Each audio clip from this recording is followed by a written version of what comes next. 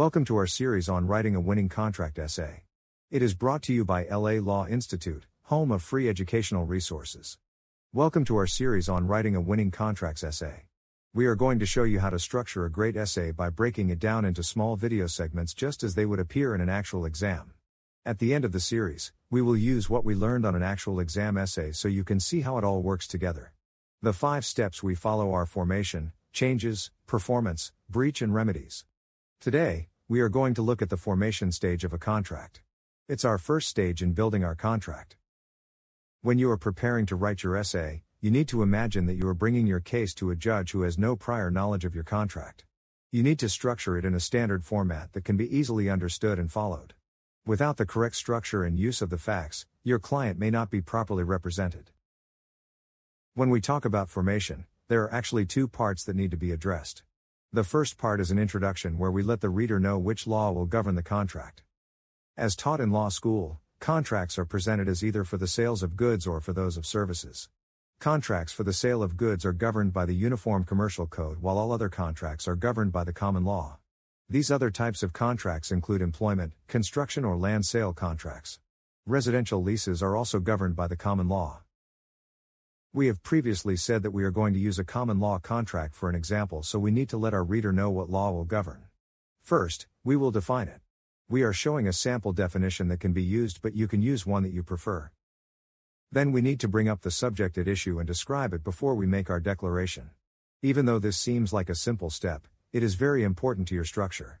Once you have made this statement, you can move to the second part of formation.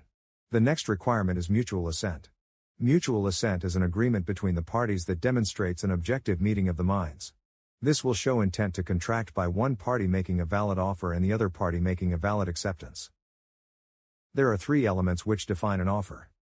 They are 1. An outward manifestation of an intent to contract, 2. Certain and definite terms, and 3. A communication of the first 2 to the offeree. A common memory device used to remember the terms is Q-tips. Quantity, time of performance, identity of the parties, price and subject matter.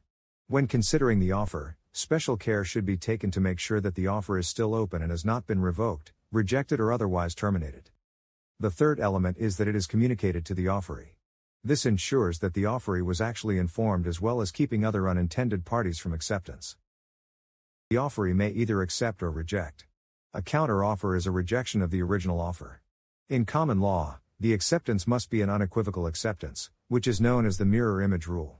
This means that the offer is accepted exactly as is with no changes. Even the slightest change will result in a rejection but then may be considered as a new offer that may be accepted or rejected.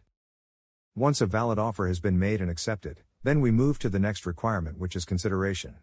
In simple terms, consideration is that which is bargained for, which must be of legal value. It's a promise to exchange something of value for something else of value. For example, promising to pay $15 in exchange for your lawn being mowed would constitute the bargain. The legal value is typically found when there is a detriment to one party and a benefit to the other party. The detriment is mowing the lawn, the benefit is receiving the $15 and then vice versa for the other party. One big testing item within consideration is regarding things that appear to be consideration, but are not. Things that do not qualify as consideration are things that are donated, events that happened in the past or are based on moral grounds. On the other hand, there are things that may be used in place of consideration where it seems to be missing. These things are detrimental reliance, having a pre-existing duty or forbearance to sue on a claim. Finally, there needs to be a lack of defenses that would have invalidated the contract. If the breaching party can show that the contract was never properly formed or that intent never truly existed, they can argue that they were not in breach. Common defenses are mistakes, fraud or lack of capacity. 2 of the most important defenses depend on whether the contract was oral or in writing. If it is oral, consider parole evidence. If it's in writing, then the statute of frauds. If there are no defenses, then congratulations, you have a valid contract. So there you have it, formation, which is the first step in creating your common law contract. Be sure you check out our next video coming soon on changes.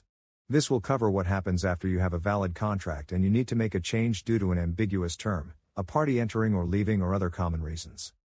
Thanks for watching, we hope this helps with your studies.